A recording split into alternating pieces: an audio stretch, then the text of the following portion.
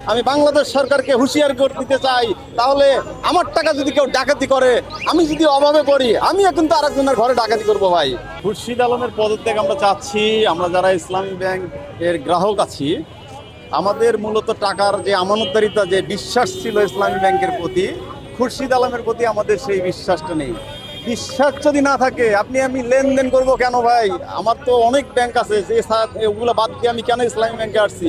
কারণ আমি ইসলামী ব্যাংকে বিশ্বাস করি। কিন্তু এই ফ্যাসিস্টের দোসর খুরশিদ আলমকে বিশ্বাস করার কোনো প্রশ্নই আসে না। যদি আমার টাকা, আমার আমানত, আমার পরিবারের আমানত 1 টাকা নষ্ট হয়, আমি বাংলাদেশ সরকারকে হুঁশিয়ার করে দিতে চাই, তাহলে আমার টাকা যদি কেউ ডাকাতি করে, আমি যদি অভাবে পড়ি, আমিও কিন্তু আরেকজনের ঘরে ডাকাতি করবো ভাই।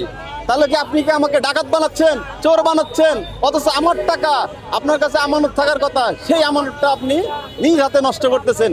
আওয়ামী লীগ সরকার, শেখ হাসিনা তার চুপ্পুকে দিয়ে যেভাবে ইসলামী ব্যাংককে ধ্বংস করেছে, আজকে আবারও এই তারেক জিয়া আবারও নতুন করে এই খুরশিদ আলমকে দিয়ে আবারও শুরু করতেছে আমাদের ইসলামী ব্যাংকের গ্রাহকদের সকল টাকা লুটপাট করে তারা ভারতের এজেন্ডা পালন করার জন্য এই বাংলাদেশের মাটিতে আবার তারা লুটেরা হয়ে আবার ফিরে এসেছে।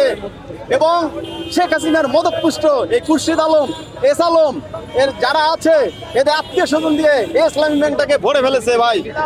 সম্মানিত ভাইরা, আমরা যারা গ্রাহক আছি, আমরা যতক্ষণ পর্যন্ত আমাদের আমানতের 1 টাকা কেউ খেয়ানত করার চেষ্টা করবে, আমাদের যেমন রক্ত দিয়ে আমরা টাকা ইনকাম করেছি, আবারও আমরা রক্তের বন্যার বিনিময়ে আমাদের টাকাগুলোকে আমরা রক্ষা করবো ইনশাআল্লাহ। আর যারা আমাদের এই পথে, ইসলামী ব্যাংকের পরিচালনা পরিষদের পথে যারা বাধা হয়ে দাঁড়াবে এবং অন্য দোষকদের বসানোর চেষ্টা করবে, আমরা তাদের দাঁত ভাঙা জবাব দেবো ইনশাল্লাহ।